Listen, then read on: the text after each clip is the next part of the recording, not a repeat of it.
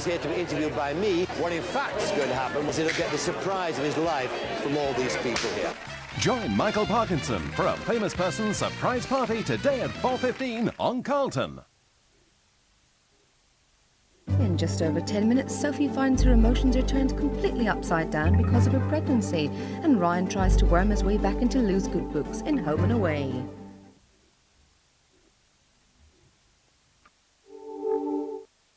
Falling for a fabric, Picking up a pattern, running up an outfit, or something for the kids, cutting out and pinning, tacking it and sewing, making up a waistband. putting in a zip.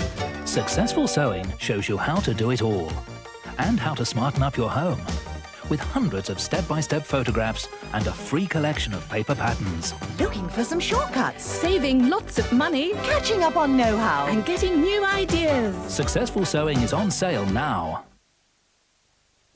Christmas pudding, roast potatoes and gravy, Auntie Dora's turkey and stuffing, mince pies, brandy butter. Most people put on a few pounds over the Christmas holiday. If you're one of them, start your New Year diet with the Kellogg Special K breakfast and get the scale moving in the right direction. Fruitcake, fruitcake, fruitcake. Kellogg's Special K. Lose the holiday fat. The first time a hero was born. You believed a man could fly. This time, he's not just battling to save the Earth. Is there no one on this planet to even challenge me? He's fighting for his life. Christopher Reeves in Superman 2, the New Year's Day action-packed movie on Carlton. You're watching Carlton. Now we cross to the newsroom at ITN for an update of the major news stories of the day with Sonia Ruseler.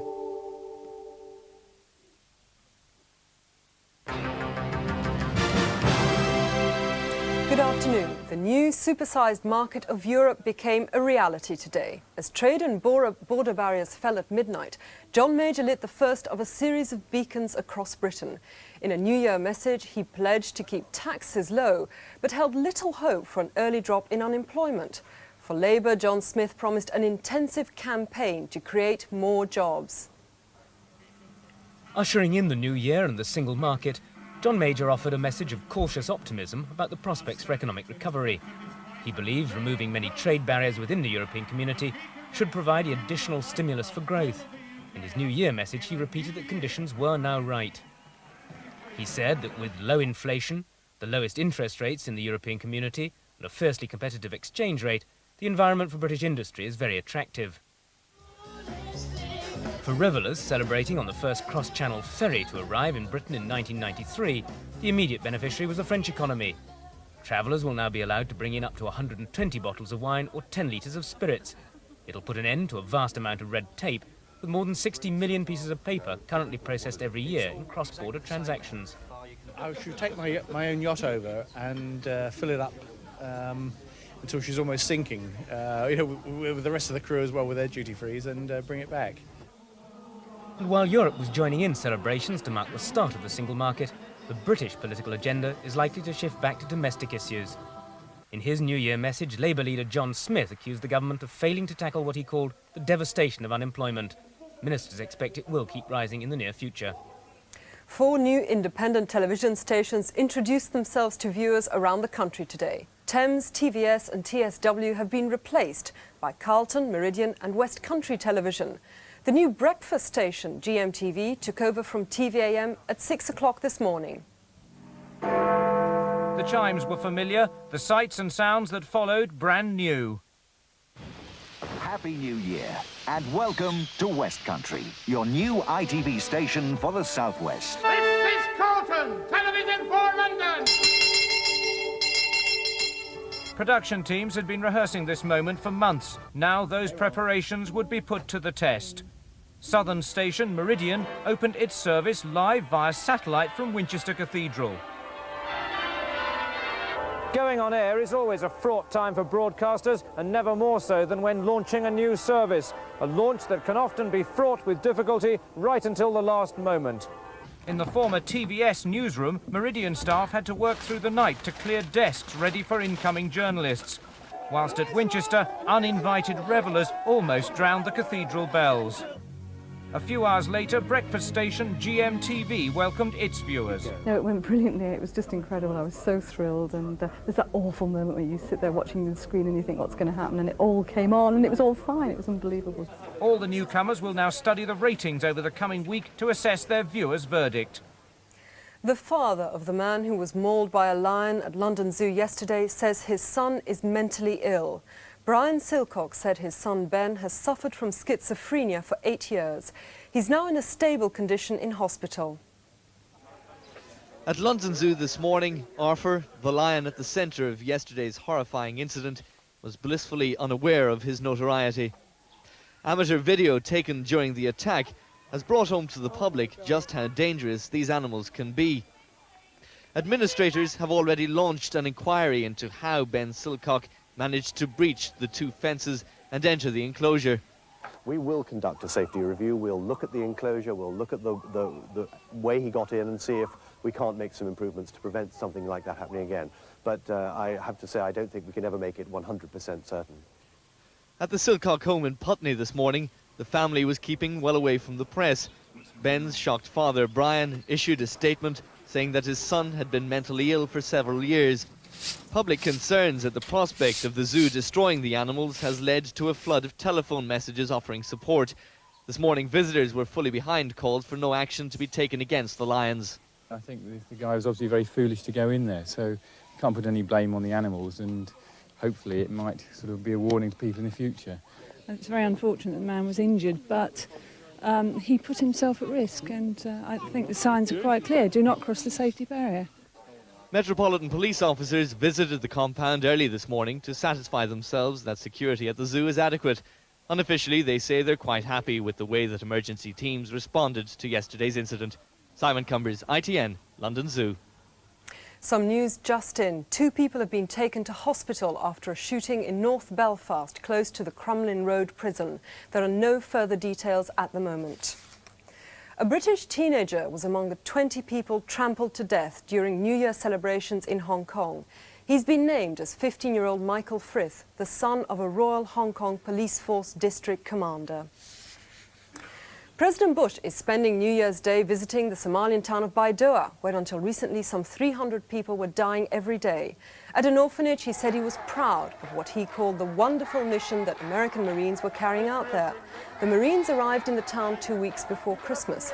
The president gave no indication of how long they would stay there.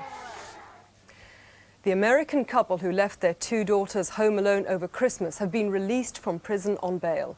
David and Sharon Shu were arrested when they arrived back from a 9-day holiday in Mexico.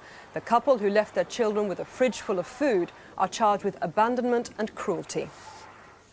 Top secret cabinet papers released today reveal that Britain had grave doubts about the way the Cuban Missile Crisis was handled by President Kennedy in 1962.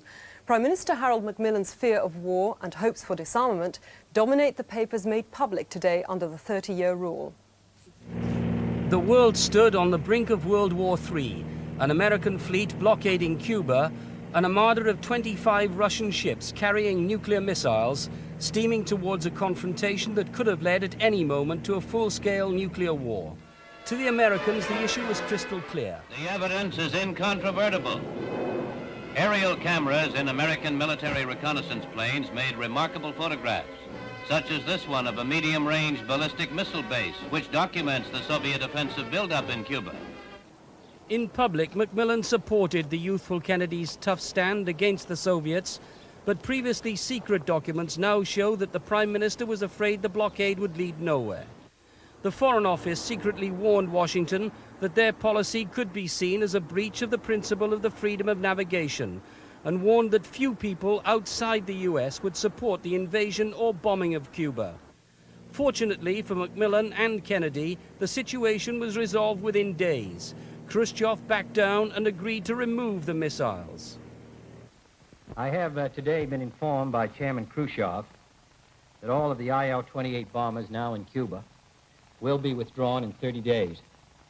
He also agrees that these planes can be observed and counted as they leave. But a year later, the signing of a nuclear test ban treaty by Foreign Secretary Sir Alec Douglas-Home, a diplomatic triumph for Macmillan. The first baby of 1993 was born on the first stroke of midnight in Birmingham. Laura Kenner weighed in at £9 and won £1,500 for her parents in a competition. She was one of 11 babies born in the first minute of the new year. More news from ITN at 5:15. Bye-bye.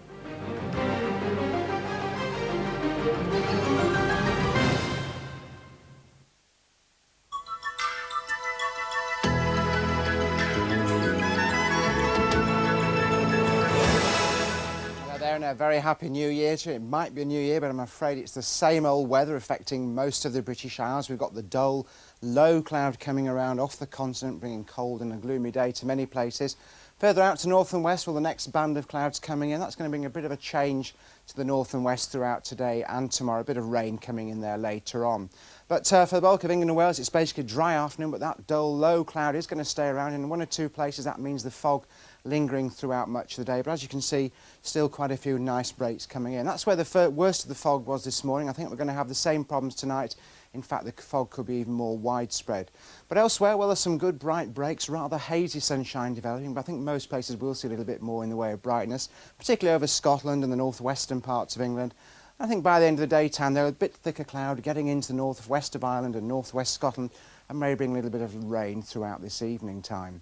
Now, the temperatures are much milder today over Scotland. Their temperatures up to about 10, that's 50 at Glasgow, despite those strong winds that are going to be gale force at times in some of those western exposed places. Further south, if you happen to be stuck in fog, I'm afraid a cold and rather chilly and gloomy day once again. There you are, whatever you're doing, do enjoy the rest of your New Year's Day. Good afternoon.